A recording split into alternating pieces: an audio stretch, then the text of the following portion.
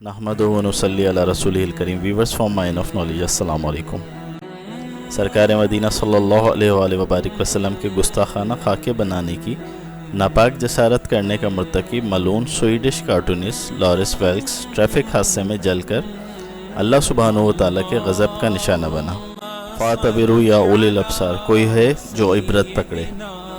اللہ سبحانہ و تعالیٰ کا قانون اٹل ہے، گستاخ رسول کو عبرت کا نشانہ بنا دیا جائے گا.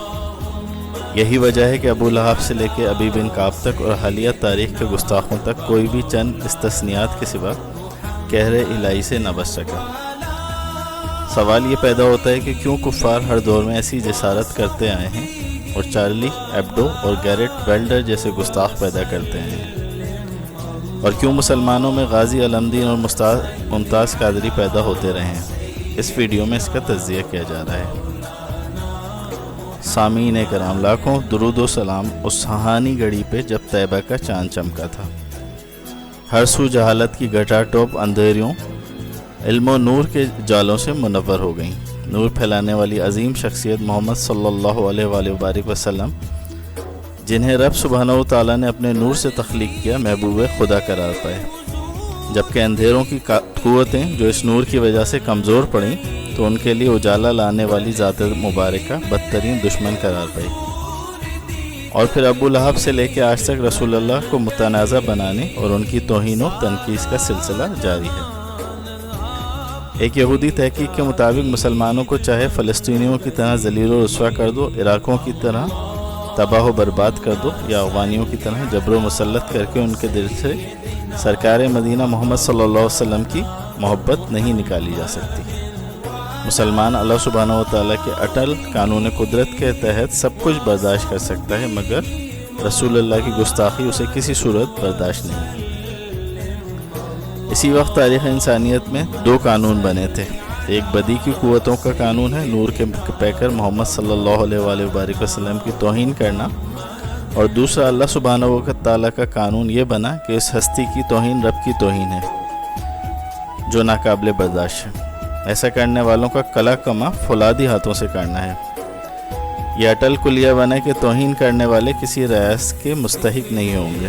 اس لیے پہلی عبرت کی مثال جو قرآن نے واضح پیغام کے طور پہ جاری کی وہ ابو لہب کی تھی. صحیح بخاری میں کہ رسول اللہ صلی اللہ علیہ وآلہ وسلم صفا کی پہاڑی پہ چڑھ گئے اور اونچی آواز سے پکارا، قریش، تو سب جمع ہو گئے. آپ نے فرمایا، اگر میں تم سے کہوں کہ صبح یا شام دشمن تم پہ چھاپا مارنے والا ہے تو کیا تم مجھے سچا سمجھو گے؟ سب نے جواب دیا، جی ہاں، آپ صادق اور امین ہیں.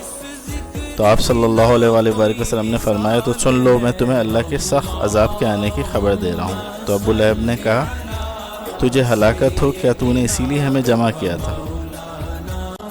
اس پر یہ آیت اتری، تبت یدا ابی لہب وتب ما اغنی عنہ مالہ وما کسب سیصلی نارا ذات لہب وامرأتہ حملۃ الحطب فی جیدہا حبل من مسد. ابو لہب کے دونوں ہاتھ ٹوٹ گئے اور وہ خود ہلاک ہو گیا. نہ اس کے کام اس کا مال آیا اور نہ جو کچھ اس نے کمایا.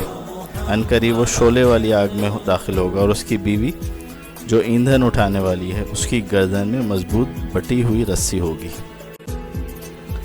ابو جہل کی بیوی ام جمیل کو حملۃ الحطب، ایندھن اٹھانے والی کے نام سے یاد کیا گیا. بعض مفسرین کہتے ہیں کہ چونکہ یہ عورت پیغمبر صلی اللہ علیہ وآلہ وسلم کو اذیت پہنچانے کے لیے آپ کے راستے میں کانٹے بچھاتی تھی، اس وجہ سے اسے اس نام سے یاد کیا گیا ہے. ابو لہب اور اس کی بدبخت بیوی کا قصور یہی تھا کہ اللہ کے نور محمد صلی اللہ علیہ وآلہ وسلم کو پھونکے سے بجھانے کی کوشش میں تھے، مگر خود جہنم کی آگ کے لیے ہمیشہ کے لیے سزاوار ہوئے. صحابی فرماتے ہیں، بازار میں نے دیکھا کہ آپ صلی اللہ علیہ وآلہ وسلم فرما رہے ہیں، لوگوں لا الہ الا اللہ کہو تو فلاح پاؤ گے. لوگوں کا مجمع آپ کے آس پاس لگا ہوا تھا. میں نے دیکھا کہ آپ کے پیچھے ایک گورا چٹا چمکتے چہرے والا بھینگی آنکھوں والا شخص جس کے سر کے بڑے بالوں کی 2 مینڈیاں ہیں، وہ آیا اور کہنے لگا، لوگوں یہ بے دین جھوٹا ہے. یہ ابو لہب تھا جو حضور کی دشمنی میں ہمیشہ آگے آگے رہتا تھا. سامعین کرام، سورہ لہب کے اسلوب پہ غور کریں تو ایسا لگتا ہے جیسے کوئی ماں اپنے لاڈلے پتر کے دشمن کو یوں بد دعا دیتی ہے، اور نام مراداں تیرے ہاتھ ٹوٹ جاویں، تیرا کک نہ روے. پھر جو ماں اپنے لاڈلے کے جانی دشمن کے ساتھ کر سکتی ہے وہی ابو لہب کے ساتھ لاڈلے پیغمبر کی دشمنی مول لینے پہ رب سبحانہ و تعالیٰ نے کیا۔ جہنم کی آگ اس کا مقدر ہے۔ اللہ سبحانہ و تعالیٰ قرآن میں فرماتا ہے بے شک وہ لوگ جو اللہ اور اس کو رسول کو ایذا پہنچاتے ہیں اللہ نے ان پر دنیا اور آخرت میں لعنت کی ہے اور ان کے لیے ذلیل کرنے والا عذاب تیار کیا ہے۔ اور جو لوگ ایماندار مردوں اور ایماندار عورتوں کو ایذا دیتے ہیں بغیر کسی گناہ کے جو انہوں نے کمایا ہو تو یقیناً انہوں نے بہتان باندھا اور سری گناہ کا بوجھ اٹھایا۔ یقیناً اس آیت کریمہ میں اللہ کو تکلیف دینے کا معنی یہ ہے کہ وہ اللہ کے نبی کو تکلیف دیتے ہیں تو اللہ نے مقام و مرتبہ عطا فرماتے ہوئے اپنے نبی کی تکلیف کو اپنی تکلیف قرار دیا ہے۔ حکیم ترمذی نے اپنی کتاب نوادر رسول میں مکحول رضی اللہ تعالیٰ عنہ سے روایت کیا ہے کہ ایک مسلمان اور ایک منافق کا آپس میں جھگڑا تھا۔ دونوں رسول اللہ صلی اللہ علیہ وآلہ وسلم کے پاس آئے اور آپ نے منافق کے خلاف فیصلہ فرمایا۔ پھر دونوں ابو بکر صدیق رضی اللہ تعالیٰ عنہ کے پاس گئے تو انہوں نے فرمایا مجھے ان کے درمیان فیصلہ کرنا زیب نہیں دیتا جو رسول اللہ کے فیصلے سے اراض کرتے ہیں۔ پھر دونوں حضرت عمر رضی اللہ تعالیٰ عنہ کے پاس آئے اور ان کو سارا قصہ سنایا۔ حضرت عمر رضی اللہ تعالیٰ عنہ نے اس منافق کی حرکت کو رسول اللہ صلی اللہ علیہ وسلم کی گستاخی گردانا اور فرمایا تم دونوں جلدی نہ کرو، ذرا ٹھہرو میں بھی فیصلہ کرتا ہوں۔ وہ گھر میں داخل ہوئے، تلوار لے کے آئے اور اس منافق کو قتل کر دیا۔ پھر فرمایا میں اس کا فیصلہ اسی طرح کرتا ہوں جو رسول اللہ کے فیصلے سے راضی نہ ہو۔ رسول اللہ کے پاس جبرائیل تشریف لائے اور عرض کیا کہ عمر نے ایک آدمی کو قتل کر دیا ہے اور اللہ سبحانہ و تعالیٰ نے حق اور باطل کو جدا کر دیا۔ حضرت عمر کی زبان پہ اس لیے حق بولتا ہے، ان کا نام فاروق پڑ گیا۔ کعب بن اشرف یہودی ان لوگوں میں سے تھے جنہوں نے رسول اللہ صلی اللہ علیہ وآلہ وسلم کے ساتھ معاہدہ کر رکھا تھا کہ وہ آپ کے خلاف کسی کی مدد نہیں کریں گے اور نہ ہی آپ سے لڑیں گے۔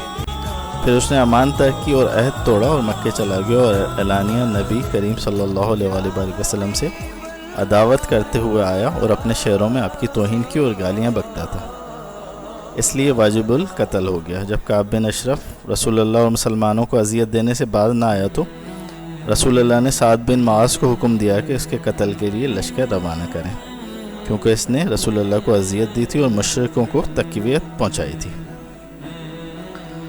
سامعین کرام، رسول اللہ صلی اللہ علیہ وآلہ وسلم کی عزت، عفت، عظمت اور حرمت اہل ایمان کا جزو لا ينفک ہے اور حب رسول ایمانیات میں سے ایک ہے اور آپ کی شان مبارکہ پر حملہ اسلام پہ حملہ ہے۔ عصر حاضر میں کفار و مشرکین کی جانب سے نبوت و رسالت پہ جو رقیق اور ناروا حملے کیے جا رہے ہیں، آسیہ مسیح نے پاکستان میں جو رسول اللہ کی ذات مبارکہ اور صفات پہ گستاخانہ حملے کیے، یوں تو دشمنان اسلام اہل کتاب کی انبیاء دشمنی، ان کی توہین و تنقیص کی تاریخ بہت طویل اور تکلیف دہ ہے، مگر گزشتہ چند مہینوں سے اور سالوں سے ان بد باطنوں نے خاتم النبیین صلی اللہ علیہ وآلہ وسلم کی شان میں جس بے شرمی اور ڈٹائی کے ساتھ توہین، تنقیص اور گستاخی کا مظاہرہ کیا ہے، بلا شبہ تاریخ کا سیاہ کارنامہ ہے۔ اس سے مغرب کا مکروہ اور سیاہ چہرہ بے نقاب ہو گیا ہے جو فریڈم آف اسپیچ کے نام پہ وہ کر رہے ہیں۔ یہودیوں کی بات آئے تو ہولوکوسٹ پہ بات کرنے کو فنڈامنٹلزم، بنیاد پسندی اور جنونیت کہا جاتا ہے، جبکہ مسلمانوں کی دل آزاری عام حق ہے ان کا۔ ہالینڈ سے لے کے فرانس تک ہر جگہ رسول اللہ صلی اللہ علیہ وآلہ وسلم کے خلاف کبھی خاکے بنائے جاتے ہیں تو کبھی توہین آمیز مواد شائع کیا جاتا ہے۔ یہ بات قابل ذکر ہے کہ جب کوئی یہودی یا عیسائی مسلمانوں کے ملک میں ذمہ بن جاتا ہے اور جزیہ اور ٹیکس ادا کرتا ہے تو مسلمان اس کی حفاظت کرتے ہیں، اس کا مسلمانوں کے ساتھ عہد و پیمان ہوتا ہے، وہ دین اسلام پہ طعن نہیں کرے گا۔ جب وہ دین پر یا رسول اللہ کی ذات پہ دشنام کرے گا، طعن و تشنیع کرے گا تو وہ نقض امن اور عہد کا مرتکب ہوتا ہے اور اس کا فتنہ ختم کرنا واجب ہو جاتا ہے۔